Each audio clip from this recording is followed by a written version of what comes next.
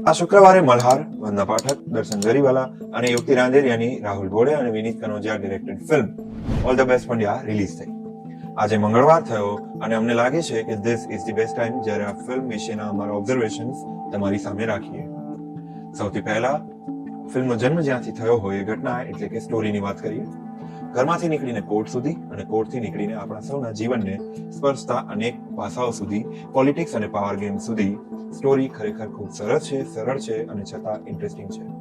એક પ્રામાણિક માણસના ઘરમાં બાપ દીકરા વચ્ચેના સંબંધોથી શરૂ થતી આ સ્ટોરી આપણા ઘર સુધી પણ અનેક રીતે પહોંચે છે. એ રીતોમાં અમુક રીતો પ્રેમાળ પણ છે અને અમુક રીતો ખૂબ ડરામણી પણ છે. એ બાપ જ્યારે બાપ છે ત્યારે પણ એટલો જ પ્રામાણિક છે જેટલો નોકરી માટે હોય, અને દીકરાને બાપ માટે એટલો જ પ્રેમ છે જેટલો તેની માં કે તેની ગર્લફ્રેન્ડ માટે હોય. બંને બાપ દીકરા વચ્ચે અદ્ભુત પ્રેમ છે. બાપ બેરોજગાર દીકરાના પોકેટમાં તેને જાણ ના થાય એ રીતે પૈસા મૂકી દે છે, પરંતુ દીકરો સામે આવે ત્યારે કામ કરવા માટે સંભળાવ્યા કરે. આપણી સામાજિક રચના જ કદાચ અહીંયા નિષ્ફળ છે, કેમ કે રિયલ લાઈફમાં પણ સફળતા જ બાપ દીકરા વચ્ચેના પ્રેમનું માપદંડ બની ગયું છે. દીકરો કમાતો હોય, દીકરો સફળ હોય તો બાપ પ્રાઉડ ફીલ કરે, આખી દુનિયા સામે તેની વાતો કરે, અને જો આવું ના હોય તો અહીંયા એ દરેક પિતાને સવાલ કરી શકાય કે નિષ્ફળ દીકરાને સ્વીકારવા આટલા અઘરા કેમ હોય છે દરેક પિતા માટે? અને જો સ્વીકારો છો અને જો પ્રેમ કરો છો તો એટલીસ્ટ દીકરાને જાણ થાય એ રીતે તો પ્રેમ બતાવો. એવું થશે ને ત્યારે માએ કે કોઈ ત્રીજી વ્યક્તિએ બાપ દીકરા વચ્ચે બ્રિજ નહીં બનવું પડે. બીજી તરફ દીકરો છે જે નથી સમજી શકતો કે તેની સફળતા થકી તેનું જીવન ધોરણ સુધરે, પોતે જે દુઃખ આર્થિક સ્થિતિઓના કારણે વેઠીને આવ્યા છે એ દુઃખ પોતાનો દીકરો ના વેઠે, બસ એટલી જ ઈચ્છા હોય છે દરેક પિતાની. દીકરો ઈચ્છે છે કે પિતા તેને સમજે, અને આ સમયે માનો પિતા માટેનો જે ડાયલોગ છે એ કદાચ દરેક યુવાનના મનને ટચ કરી જશે. એ દીકરાને કહેવાનું હોય, કયા જ ના કરવાનું હોય. દીકરો છે જે પપ્પા ચિંતામાં હોય ત્યારે તેમની ચિંતા કરે છે અને ક્લિયરલી કમ્યુનિકેટ પણ કરે છે કે તમને મારા પર ક્યારે ભરોસો જ કેમ નથી. દીકરાને બાપે એના માટે શું કર્યું છે એ ભાન આવે છે ત્યાં બાપ જ ભાનમાં નથી, અને એ પછી દીકરો પોતાના પિતા માટે એનિમલ બન્યા વિના અને જવાબદાર બનીને પણ શું કરી શકે છે એ આ ફિલ્મ છે.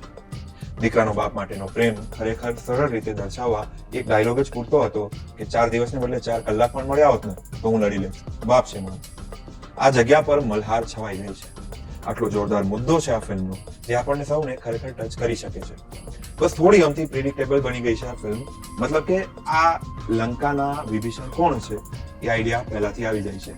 દુઃખ ખાલી એ વાતનું છે કે આ હિન્ટ મળી જાય એવી અમુક સિક્વન્સ કે 1-2 લાઈનના ખાલી જે ડાયલોગ છે એ ડાયલોગ રાખવાની જરૂર શું હતી? જો એ એક ઘટનાઓ, એ ડાયલોગ્સ કે એક લાઈન માત્ર ના હોત તો આ ફિલ્મને પ્રિડિક્ટ કરવી ઈઝી ના હોત. પણ ખુશીની વાત પણ એ છે કે જે રીતે ધાર્યું હોય એ રીતે આ પ્રિડિક્શન વાળા પાર્ટ્સ ઉઘડતા નથી. આપણને ખ્યાલ નથી આવતો કે અચ્છા આ વાત આ રીતે પણ ઉઘડી શકે. બસ એ વાતનો હાશકારો છે. કેરેક્ટર્સ બધા ખૂબ સરળ છે ફિલ્મમાં, સમજાઈ જાય એવા કેરેક્ટર્સ છે. કેરેક્ટરના કોઈ ગજબ લેવલના ટ્રાન્સફોર્મેશન નથી દેખાતા. દેખીતી રીતે મલ્હારના કેરેક્ટરનો આખો ગ્રાફ આપણને એવું લાગે કે ફરી જાય છે, પરંતુ પહેલા સીનથી જ એ તો એ જ હતો. બાપનો દીકરો વધારે અને માનો લાડકો વધારે. માં તરીકે વંદાબેનના ભાગે કંઈ વધારે આવ્યું નથી. એક્ટિંગમાં મલ્હારે સતત એ પ્રયાસ કર્યો છે કે તે પોતાની ઓડિયન્સના એક એક વ્યક્તિ સુધી એ સંદેશ પહોંચાડી શકે કે બસ હવે થોડો જ ટાઈમ. તમે સુપરસ્ટાર મલ્હાર બાદ સારા એક્ટર મલ્હારને પણ ખૂબ જલ્દી માણી શકશો. This is one of his best એવું કહી શકાય. જો કે એક્ટરનો દારોમદાર હોય છે ડિરેક્ટર પર, અને મલ્હાર જેવા એનર્જીના ધોધને ઝીલીને આ અક્ષય નામની બોટલમાં ભરવો અને ઠંડા પીણા જેટલો આહલાદક બનાવવું એ અઘરું કામ રાહુલભાઈ અને વિનીતભાઈ સારી રીતે કરી શક્યા. એ માટે તેમને અભિનંદન. આવું જ કામ મનીષ સૈની થોડા ટાઈમ પહેલા શુભ યાત્રામાં અને પ્રીત વેનીલા આઈસ્ક્રીમમાં કરી ગયા હતા. દર્શનભાઈ અને વંદનાબેનનો વર્ષોનો અનુભવ સ્ક્રીન પર ઝળકા વિના રહી જ નથી શકતો. યુક્તિના કારણે ફિલ્મમાં જે રંગો ઉમેરાયા એ પણ સુંદર છે. ફિરોઝ ઈરાની અને સ્મિત જોશી રમૂજ આપવામાં સફળ છે. આ સ્મિત જોશી જો આટલું સરસ કામ કરતો રહ્યો તો આ છોકરો ખૂબ લાંબી ઇનિંગ રમશે એ પણ પાક્કું છે. મુદ્રેશના કેરેક્ટરમાં પ્રેમ ગઢવી પણ સરસ કામ આપી ગયા છે. એક ફરિયાદ રહેશે રાહુલભાઈ અને વિનીતભાઈ પાસેથી, અને એ છે વેદીશભાઈના કેરેક્ટર માટે. આપણે શા માટે હિન્દી ફિલ્મના કોઈ પ્રતિપક્ષ વકીલના બોડી લેંગ્વેજ, હાવભાવ કે ડાયલોગ ડિલિવરીનો રેફરન્સ લઈએ છીએ? બૂમ બરાડામાં અને અમુક જેસ્ચર પોસ્ચરમાં સારા એક્ટર વેડફાઈ ગયા હોય એવું લાગી રહ્યું છે. મ્યુઝિક ફિલ્મને અનુરૂપ તો છે પણ યાદગાર નથી, અને એટલે જ ચાલ્યું નથી. બીજા ડિપાર્ટમેન્ટ વિશે જો વાત કરીએ તો ગુજરાતી ફિલ્મ ઇન્ડસ્ટ્રી તરીકે સ્ટોરી ટેલિંગમાં આપણે કદાચ હજુ પાછળ છીએ, પરંતુ ટેકનિકલી એક સારા લેવલ પર પહોંચી ગયા છે, એટલે બધા ડિપાર્ટમેન્ટનું કામ સરસ છે એવું કહી શકાય. બસ એક કોસ્ચ્યુમમાં યુક્તિને સાડી પહેરીને ફરતી શું કામ બતાવો છો એ નથી સમજી શકાતું. પણ મલ્હાર પહેલી વાર જ્યારે વકીલનું બ્લેઝર પહેરે ત્યારે બધું અસ્તવ્યસ્ત હોય. કોસ્ચ્યુમ ડિપાર્ટમેન્ટમાં એ જોવાની પણ મજા અલગ છે. ઓલ ઇન ઓલ સરસ મજાની ફિલ્મ છે. સારા વિષય સાથેની, સારા ઇન્ટેન્શન સાથે બનાવેલી ફિલ્મ છે. ટેકનિકલી ખૂબ સરસ છે અને 100% જોવાય જ. હજુ ના જોઈ હોય તો જોઈ આવો, મજા તો આવશે.